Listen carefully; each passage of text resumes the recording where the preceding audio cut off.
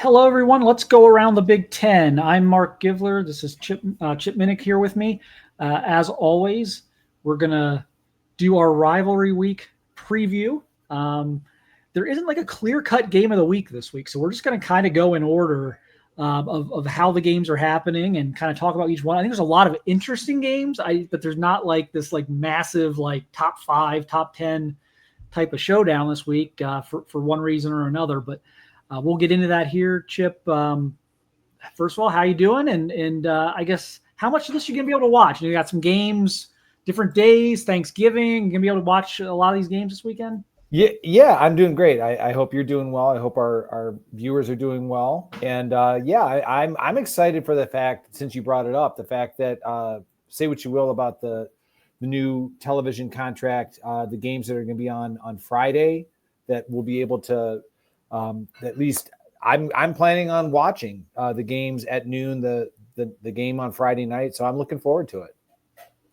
I love Friday college football only after Thanksgiving. Like during the normal year, can't stand it. It's for high school. It doesn't help with recruiting for any of these schools who play on Friday night. It just feels weird. But there's something nice about heating up a plate of Thanksgiving leftovers and sitting down and like watching Wisconsin, Minnesota at 12 o'clock. Like it's fantastic. I agree. Absolutely.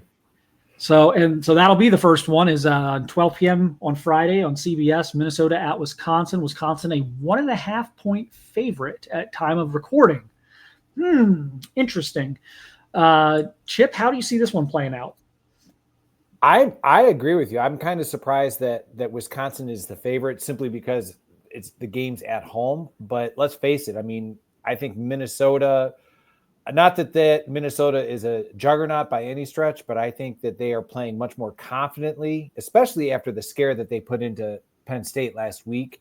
And I think Wisconsin, the possibility of Wisconsin pressing to try to get to that magic 6 number so that they'll be eligible for a bowl game. So I'm going with Minnesota here. Yeah, obviously this is a big one for Wisconsin to get bowl eligible. 5-7. In year 2 under Fickell is not going to be a pleasant off season in Madison if that happens. There's something weird about that line, and I'm like trying to like not let it affect me because I agree with you. I think Minnesota's playing better football right now. I think Wisconsin's playing really bad football the last few weeks for the most part. How much does the bowl eligibility desperation factor? Does that help Wisconsin? Does it hurt Wisconsin? Does it help Minnesota knowing they can knock their rival out of the bowl game? But I'm going to go Minnesota in a close one. I think probably low scoring. I'll say like 21-20. I think it'll be super close. I'll say 21-20 Minnesota. But I think that one's going to be very, very chippy and entertaining. So obviously Fickell's got to win that one though. He 5-7 year 2 is not what they had in mind up there. So see what happens. Then the night game I think is good. I think this is an interesting game. I get Nebraska at Iowa at 7:30 p.m. on NBC on Friday night. Iowa is a 3.5 point favorite as of the time of this recording. Nebraska gets a big win last week after struggling, the previous month. Iowa's kind of been all over the place. I don't know what to make of them from week to week. What do you think in this one? And again, just 3.5 at home for Iowa, that feels a little off. It does. And considering the fact that Nebraska, we talked about this on our previous show, all the pressure's off Nebraska now. I mean, not that, again, that they should be thrilled that they're at 6 wins, but I think, okay, they know they're going to a bowl game. So I think that psychological hurdle has been removed. And I also believe that Nebraska is starting to feel a little bit more confident in what they can do offensively. I think with the addition of Dana Holgorsen to the staff, that it's starting to kind of open some things up. So I'm going to go with Nebraska I don't want to call it an upset because, again, that line is pretty close, but I think Nebraska is just playing with a little bit more confidence and a little more self-assuredness after getting the lack of bowl eligibility off their psychological back. I think it's going to be another close game, kind of like the last one we just talked about. I am going to go with Iowa, and I've kind of been wrong on Iowa all year, so let's probably go with Chip on. You should probably go with Chip on this one if you're looking at the game from any type of betting perspective. But I'm going to go Iowa.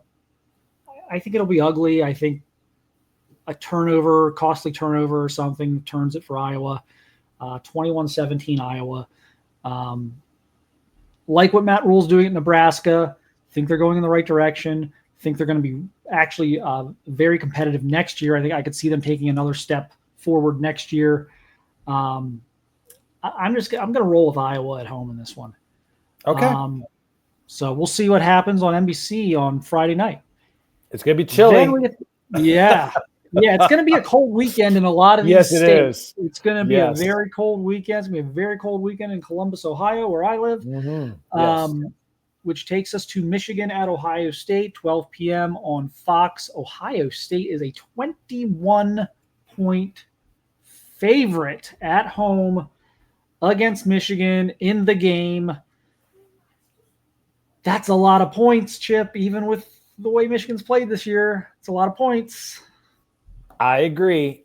Without giving my score prediction, I'm reluctant to pick Ohio State to cover the spread, but on the other hand, and again, this is kind of where, like you're trying to not let your heart and overrule your head, is that I think when it comes to Michigan offensively, the fact that they're so bad at throwing the ball, and I know this falls under the category of easier said than done, but if you're Ohio State, which is pretty stout against the run anyway, knowing that, all right, we can pretty much make Michigan one-dimensional by just we're going to put so many men in the box, it's going to make it even more difficult for Michigan to run the ball.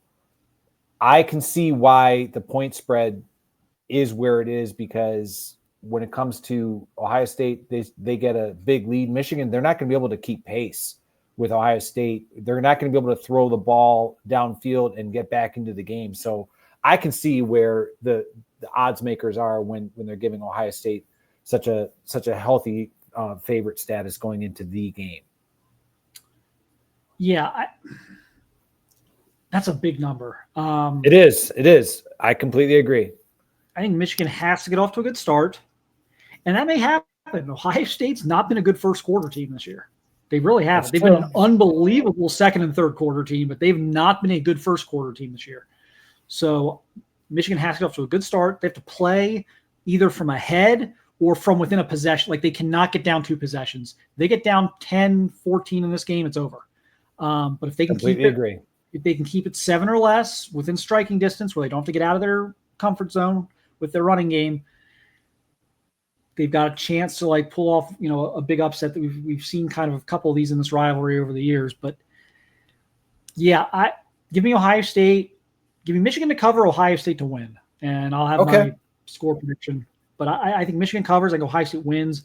I think Michigan's over under point total for this game is 9.5 or 10. So that's I have to think they're gonna get to 10, but maybe not. Who knows? But yeah, give me Ohio State by a couple of scores, but not enough to cover the spread. That's how I look at this. But how badly does take away the 21-point favorite thing for that? If Ryan Day loses this one, I have not agreed in general with kind of the vocal. Maybe it's the vocal minority. It may not be the majority. It may just be the vocal minority of the Ohio State fan base that kind of wants Ryan Day's head on a spike. But if they don't win this one, it's going to be hard to defend him. Is it not? This is you got to win this one, right? Right. Oh yeah. And I kind of, this is just, maybe I'm out on a limb here, is that I think so much has been said about Chip Kelly's role as, kind of allowing Ryan Day to be the head coach.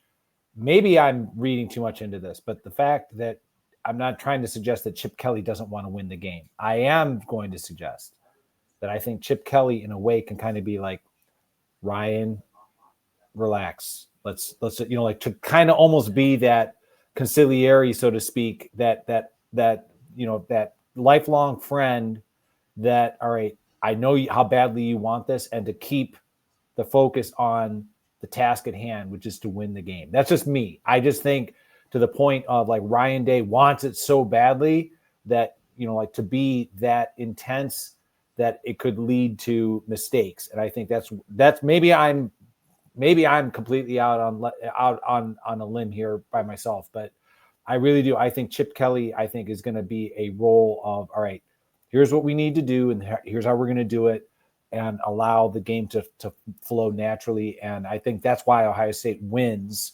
Like you said, once they get that comfortable lead, that Ryan Day can just kind of, all right, get the monkey off my back. I do think these are the types of games, especially this one, that do enhance Chip Kelly's value to Ryan Day. I think these games are so emotional, not just for the players, for the coaches. They're super emotional games. And I think the last thing, like if you can take play calling off Ryan Day's plate in this game, and he can just kind of manage the game and make sure he's not getting like when these emotional like swings within the game happen, he's not also having to like call plays and try and figure like. I think that's going to come up big in this game for him. I think the other thing that's going to help Ohio State here is I think they've got the right mix on the roster right now. It's not just a group looking for its first win against Michigan. Like it's not like just this entire group of guys who are 0-3 against Michigan. Like I think there's actually an advantage to the fact, a psychological thing, to the fact that like Will Howard hasn't had to go through the last few years, that Caleb Downs hasn't had to go through the last few years. I think that Jeremiah Smith, some of the leaders and best players on this team aren't going to be pressing too hard because they're desperately trying to not go 0-4. I think there's enough combination of that internal, like we're 0-3, we have to do this from like the Jack Sawyers of the world and the Emeka Ibukas of the world. But it's coupled with guys who I think will be a little bit more like free, loose for this game. And I think that's the right combination. You got to have that right combination of desperation and like, but not like to the point where you're playing, you want it almost too bad where you make mistakes. And so I think it's the right mix on the roster to get this done. I think Ohio State's obviously much more talented this year, much better team this year, but that can go out the window in these games. We've seen some weird ones over the years. So, but yeah, I think Ohio State wins comfortably, but probably not enough to cover. That's kind of my final call on that. So that'll be a big one, obviously, at noon on Saturday. Another rivalry game noon Saturday. Illinois at Northwestern. That's number 23 Illinois now, sitting at 8-3 after another nice win last weekend. 7.5-point favorites at time of recording. Illinois at Northwestern, 12 p.m. Big Ten Network. Can Northwestern upset Illinois? They can, but I don't see it. I just, we were just talking about how one-dimensional Michigan is offensively. Northwestern, I mean, they really struggle in any dimension, when it comes to throwing the ball or running. And I think Illinois, the fact that Bielema, say what you will, I think he has Illinois playing at such, a confident level. I know that there are some games that, we were talking about earlier about Minnesota, that Illinois embarrassed themselves, but the fact that they've played against good teams and have represented themselves well, that they're 8-3, like you said, they're highly ranked now within the college football playoff standings, not necessarily top 12. So I think Illinois is going to go into it feeling very comfortable, very confident. And I think Illinois is going to get win number 9. Yeah, it'll be interesting to see kind of how Northwestern bounces back from last week. That was a demolition, and now they've really not much to play for. They're not bowl eligible, 4-7. So I look for Illinois to kind of take care of business there. I think they're going to win pretty handily. Like 28-10, 28-14, something like that. Mm-hmm. I think Illinois is going to win and cover that spread. That's it for the noon slate. We got a pretty interesting 3:30 slate though. Maryland at Penn State. Maryland cannot make a bowl game, but I guess maybe they can. I don't know the 5-7 stuff. I don't know. I don't know right. But Maryland's, they're 4-7 right now. Penn State 10-1 survived Minnesota last week. Number 4 right now, 24.5-point home favorites, 3:30 Big Ten Network. I don't want to disrespect Maryland here. I don't see a path. No, I don't.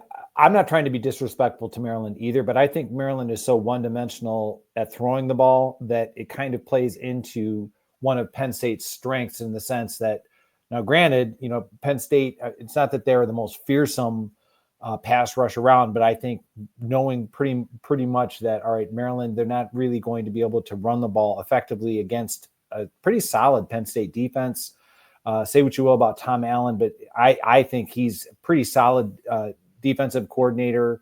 He kind of proved that in his experience when he was at Indiana, being able to keep Ohio State most of the time frustrated and irritated.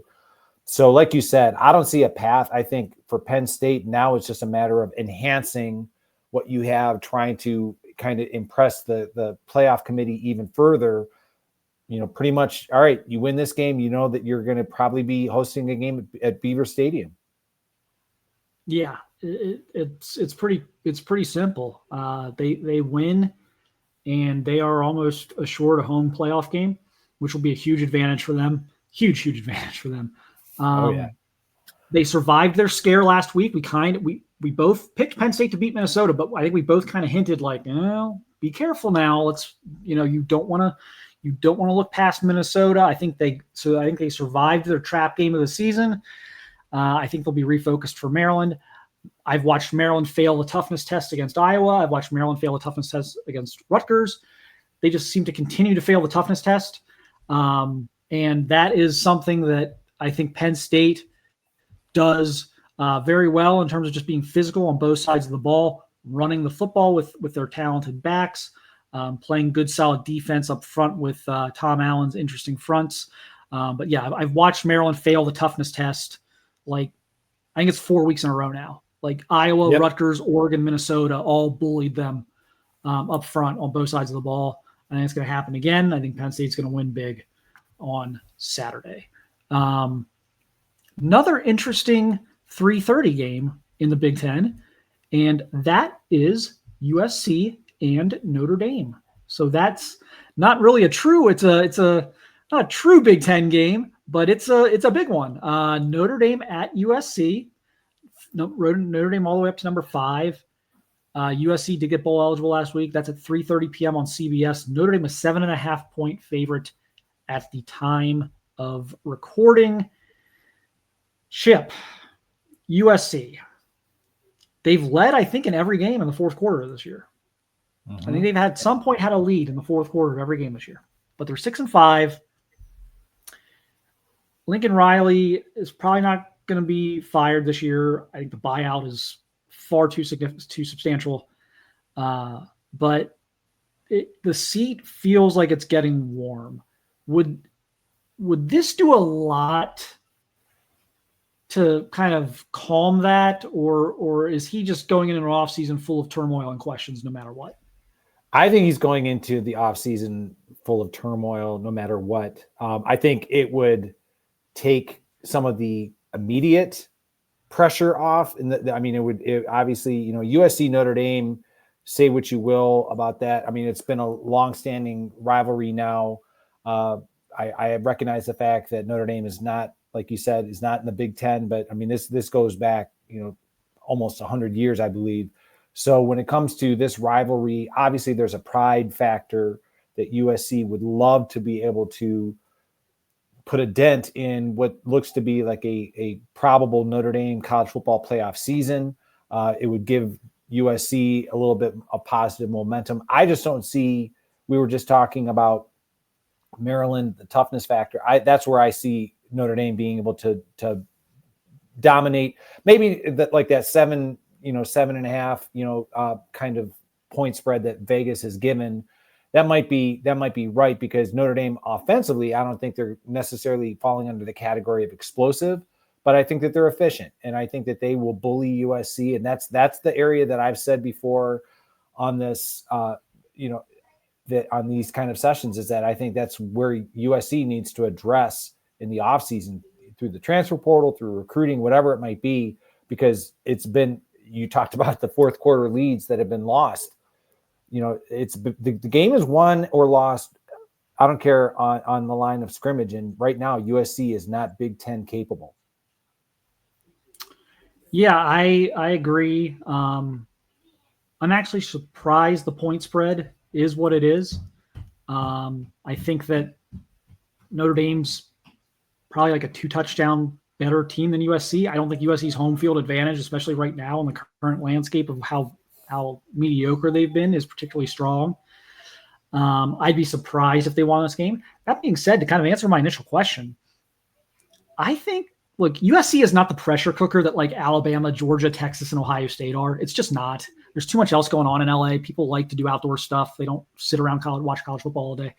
But like, I do think he would keep the Wolves at bay if Lincoln Riley would finish, win over UCLA, win over Notre Dame, and then whatever bowl game they're in, and go 8-5. I think that's enough to kind of keep some of the Wolves at bay. It wouldn't, like, if for me, like for where I sit, I don't think that really does much for him. But like for a fan base that I don't think is like nearly as intense as some of these other blue blood programs, I think there would be a little bit of optimism going into the offseason. I mean, we'll see, but I don't think it's going to happen. So I don't know that it might maybe a moot point. I don't think they're going to beat Notre Dame. I think Notre Dame's going to win by 2 scores. So okay, we will see. But that'll be a game I'm very interested to watch on Saturday at 3:30 on CBS.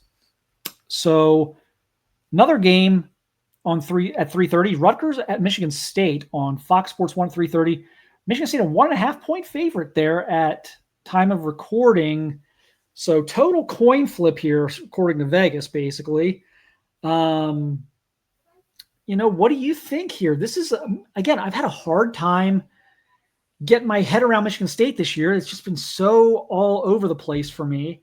Rutgers, a little bit of the same, but I think Rutgers a little more building excuse. Monangai was injured for a while. They've had some things they've had to overcome. What do you make of this one? Because I'm kind of on the fence on this one too. Like, I'm not quite sure what to do here. Yeah, I can understand why. I mean, it's tough, considering the fact that Michigan State, it's at home. They're trying to be bowl eligible. I'm going to go with Rutgers for the simple fact. I know this is going to probably sound kind of extreme, but I think Rutgers, there's just an embarrassment about the way that last week ended. With the way that game was won, and Greg Schiano has a lot of pride in his teams being physical and his teams playing smart, and he knows that he cost his team a game that they had won. I mean, it was, you can call it a fluke, but the reality is, like, Rutgers now, I mean, yeah, they're bowl eligible, but I think they want to improve that. If I'm Michigan State, I mean, you just let everything hang out, try to keep this, obviously you want to win this game to get bowl eligibility, but I just think Rutgers is just right now a better team overall in comparison to Michigan State. So I'm going to go with Rutgers. I honestly, like, a lot of these games, I know who I'm going to pick well before we record, like, really, like, all these games, I think, this week. Oh, yeah. I knew who I was going to, even like the ones that were a little closer, like there's a couple like small point spreads, but even those I'm like, yeah, I'm going to go this. I'm like still like in my mind, I'm stalling here trying to figure out who I'm going to pick. I'm going to say, screw it. I'm going to roll the dice and say Michigan State wins against bowl eligible. Okay. I think Jonathan Smith's team has a lot of motivation to win this game. I think, again, as I said last week, I think Michigan State fans, or maybe last episode earlier this week, I think Michigan State fans would be a little bit patient with Jonathan Smith. I think he took over a worse situation than what the perception of that program actually was when he took it over. And so I think they're going to sneak in and get bowl eligible. I think that game, the way Rutgers lost last week, makes me feel like that's the type of game that can beat you twice. Just the way they lost that game. I don't know. I'm thinking Rutgers hangover, Michigan State in a close one. That's what I'm going with. We will see. Fresno State at UCLA, 3:30 Big Ten Network. I'm going with UCLA simply because I know that there's a lot of frustration about games that UCLA played poorly earlier this year. The fact that they had opportunities to win, like last week against USC, the fact that they're not bowl eligible, at best they can finish 5-7, maybe, depending on with APR and how that kind of all worked out last year for Minnesota. So you never know. UCLA may be able to do it. I'm just really impressed with Deshaun Foster, the way that the season started for UCLA, how bad they looked, and how improved they have become through the course of the season. So I know Fresno State is no pushover, but I think UCLA is going to have just enough for UCLA to win this game and end the regular season on a high note. This one is super interesting to me because I'm kind of surprised the spread's as high as it is. Me with too. UCLA being like an 8-point favorite. I mean, that feels to me like that's a lot. That's a lot for me. And, I think they are playing better the second half of the season, but I still think they're quite a ways away. What do they have to play for? I know like Deshaun Foster, first-year coach, he's going to get them going. But, like, what do they have to play for here as far as, bowl games? There's not I'm going to say UCLA almost reluctly, and I like Fresno State to cover. So I think UCLA wins maybe by like a field goal. Okay. So that's my pick there. So that takes us through this 3:30 games. 7:00 Fox Sports 1. Purdue at Indiana. Indiana a 29-point favorite on Saturday night at home against Purdue. First of all, before we get into our picks, if Indiana wins, are they a lock for the playoff? Yes or no? Yes. I think Indiana, I think they're a lock for the playoff. And I think Indiana and Kurt Cignetti, they're smarting from what happened last week against Ohio State. And I think I genuinely, I'm going to say, I genuinely feel bad for Purdue in the sense that this is a rivalry game and Purdue just happens to be in Indiana's path. And right now, woe be unto them, because I think the fact that it's at night, the Indiana fans are going to be rowdy. They're going to be loud. They're going to be probably, way into it. The fact that, like the opportunity to cut it loose on Purdue, which we've talked about this on previous episodes. I think Purdue is kind of, quit on the season. And this is just one more example that I think Indiana is going to take it to them. Maybe not by 29, but I think pretty comfortably. I think Indiana's going to cover. I think they're going to win. I think they're going to wallop Purdue very similar to what they did in Nebraska. I think they know, first of all, it's a rivalry game, but like, second of all, you are playing a team who has all but thrown in the towel this year, has nothing to play for, while you have everything to play for. Mm-hmm. I don't think you can overstate what a big deal it would be for Indiana to make the playoffs, especially like with all with the magnifying glass being on, with this being the first expanded 12-team playoff, and everyone's going to be watching. Recruits are going to be watching. High school kids, young kids will be watching. For Indiana to be a part of that, I don't know that you could even measure the impact that could have on that program versus like, right. Georgia, like, okay, Texas, great, Ohio State, whatever. Like, for Indiana, this is huge. This is a huge deal. And so I think they're going to come out. I think they're going to play a great game. I think they're going to wallop Purdue. But okay, Indiana by like 1 million. Let's put it, Indiana by 1 million. Last game, I think it's actually a fairly interesting game. Spread may not indicate that, but I think it's an interesting game. 7:30 p.m. NBC Saturday night. Washington at Oregon. Oregon, a 19-point favorite at time of recording. Can Washington keep this competitive, Chip? They can. It is a rivalry game. But I also believe, kind of what we talked about earlier, I think Oregon psychologically, what happened last year, I think there's a lot of, even though like a lot of the players from the Washington team have left and the coaching staff is different, I think there's a lot of pent up frustration about, hey, what you guys did to us last year. So I think Oregon, they're starting to hear, okay, well, how good are they really? And, like, who have they played? Like, I've seen some of that kind of stuff on social media. And I do think Oregon being undefeated, I think they want to do that. So I think Oregon wins comfortably against Washington. Yeah, you bring up a good point about last year. This Washington team may have maybe in a tough spot in terms of paying for the sins. The sin. I was going to say sin, like winning's a sin or whatever, but like paying for the sins of last year's great team. On the other hand, Oregon is locked in to the Big Ten championship game. They're locked into the playoff at this point. They could lose to Washington and lose the Big Ten championship game. They're still getting in the playoff. How much of that is going to be creep into the minds of like the Oregon program of like, okay, yeah, this is nice, cute little 6-5 team rolling in here, but we have bigger things to play for next week. And Oregon's had some interesting moments down the stretch here where it hasn't always looked super focused, which again is part of going through a gauntlet of a season of it's hard to stay focused every Saturday, especially when you're undefeated and you're playing teams that can't match up talent wise. But I think that this is at home helps. I think the fans will, if there's any notion of like, yeah, last year was last year, like we're looking ahead at next week. I think there's any notion of that like if anyone won't forget last year, it's the fans.